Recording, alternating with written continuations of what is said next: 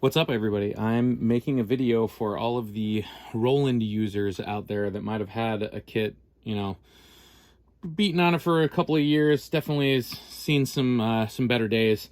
For the last couple of years, I straight up couldn't even use these because like the heads were so worn out and the sensors were so worn out that I had to adjust like all my pad settings so that it would even just trigger, right?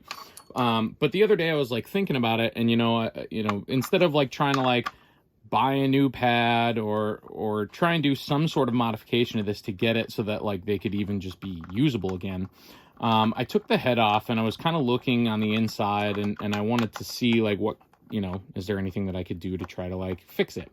Now on the inside of these, obviously Roland has these cones that are attached to a piezo trigger or piezo sensor that's essentially like that's what's sensing all of the hits on the inside of the pad. So I'm going to show you like a real quick like fix that I did for mine.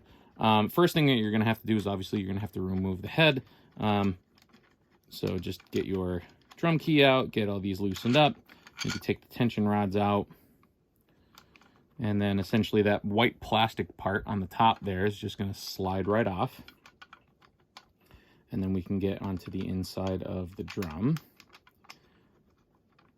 Now, obviously, like new pads can be like hundreds and hundreds of dollars. Okay. Now, this kit, when I originally got it, was like almost like, I don't know, like $1,400, $1,500, something like that.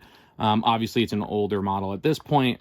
It's gotten hit for like over a decade at this point. So, I mean, like, it's definitely seen some wear, right? So this plastic ring is literally just going to come right out. Then you could remove the head.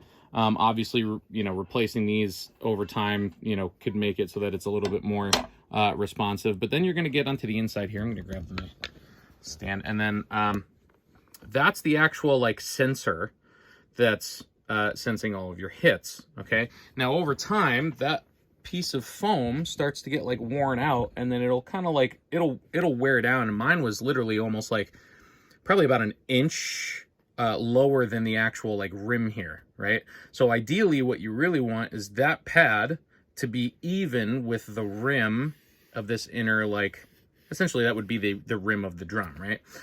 Now mine obviously like was pushed down pretty bad from using it over the years, and I didn't want to replace the actual foam that's on it.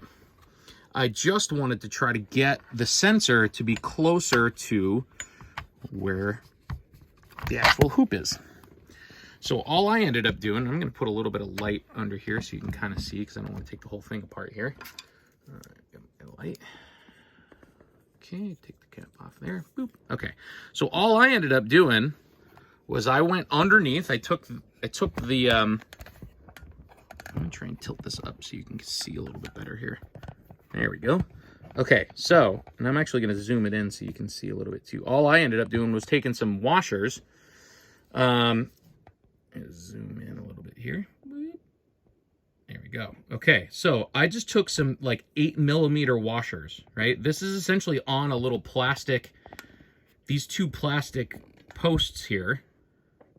There you go. So they're on these two plastic posts here that essentially just holds that sensor into place. So all I did was I unscrewed these two Phillips heads, right? Like right there and then over here, right? So I just took those out and then added a couple of washers underneath to raise the head up closer to the actual rim.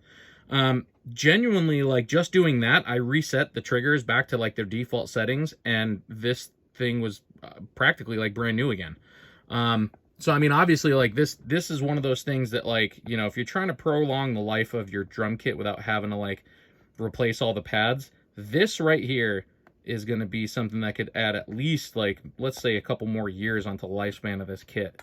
I wasn't really looking forward to potentially, like, replacing these pads, but this obviously does the trick more than enough. So, hope this helps anybody that's got, like, an older Roland kit. Definitely what I would do is, like, obviously, like, it depends on how much you've worn these things out. Let's try and get that back up there. It depends on how much you've worn these things out to how many washers you're going to have to put underneath it for it to actually, like, raise it up to be, like, close to the rim. Roughly, I got, like, almost, like, 6 or 7 underneath there, but obviously you want to try to keep them even. But then, yeah, once you get those underneath there, it should be like off to the races. So hopefully this will help some of you out there. Keep drumming.